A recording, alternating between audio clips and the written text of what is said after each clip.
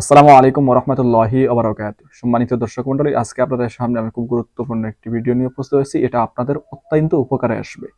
আমি আবারও বলছি, এটা আপনাদের অত্যন্ত উপকারে আসবে, কারণ বুঝতে পারবেন এটা আল্লাহ তাআলার একটি সিফাতি নাম, যেটা হচ্ছে ইয়া আহাদ।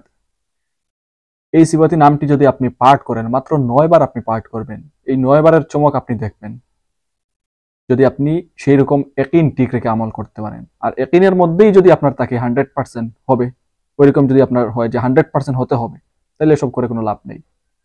কারণ 100% হবে কিনা সেটা আল্লাহ তাআলা জানেন। আপনি ভরসা রাখবেন 100% হওয়ার মতো ভরসা। নিজেই যদি মনে করেন যে এটার দ্বারা 100% উপকার পাবেন কিনা, ওইরকম যদি ধারণা হয়, তাহলে উপকার পাবেন না, পাওয়ার কথা না। কারণ এসব হচ্ছে উসিলা, আর উসিলা কখনো 100% হয় না। 100% একমাত্র আল্লাহ তাআলার জন্য প্রযোজ্য।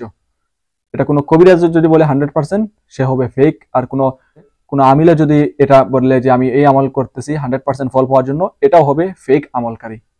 যেরকম কোন তদবির ব্যবহার করার পর অনেকে আপনারা প্রশ্ন করেন যে এটা যেহেতু তদবিরের শর্ত হচ্ছে নামাজ মিস করা যাবে না, এখন বলেন যে তাইলে পরবর্তীতে যেটা আরেকটা দিলাম এটাতেও কি নামাজ পড়তে হবে? তার মানে নামাজ পড়তেছেন তদবিরের জন্য, ওইসব নামাজ দিয়ে কোনো কাজ হবে না, ওইসব তদবিরেও কোনো কাজ হবে না। নামাজ কার জন্য?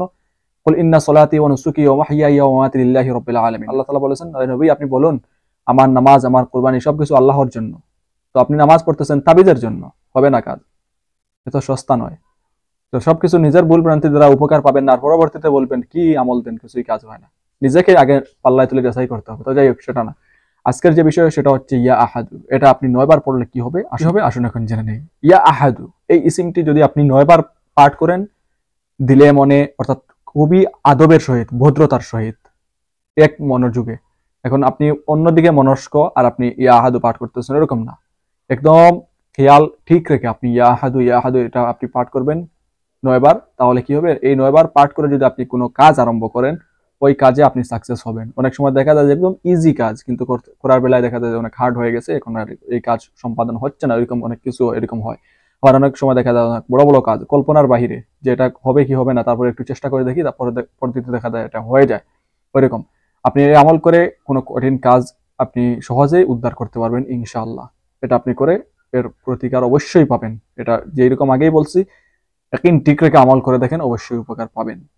আর এই নাম যদি আপনি বেশি বেশি পাঠ করেন, বেশি বেশি পাঠ করে যদি কোনো মানুষের সামনে আপনি যান, অর্থাৎ কোনো মানুষের হয়তো চেয়ারম্যানের কাছে যাবেন, থানায় যাবেন, অর্থাৎ ঊর্ধ্বতন কোনো কর্মকর্তার কাছে যাবেন, কোনো মানুষের কাছে আপনি যাবেন, এখন আপনি ভয় পাচ্ছেন ওইখানে গিয়ে সে আপনার কথা শুনবে কিনা।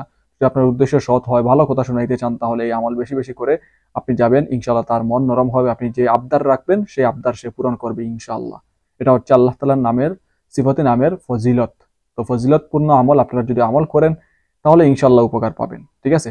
তো যাই হোক, আজকের ভিডিও পর্যন্ত। আশা করি ভিডিওটি আপনাদের অত্যন্ত উপকারে আসবে। তো পরবর্তী ভিডিও দেখার আমন্ত্রণ জানিয়ে বিদায় নিলাম। সবাই ভালো থাকুন, সুস্থ থাকুন। আসসালামু আলাইকুম ওয়া রাহমাতুল্লাহি ওয়া বারাকাতুহু।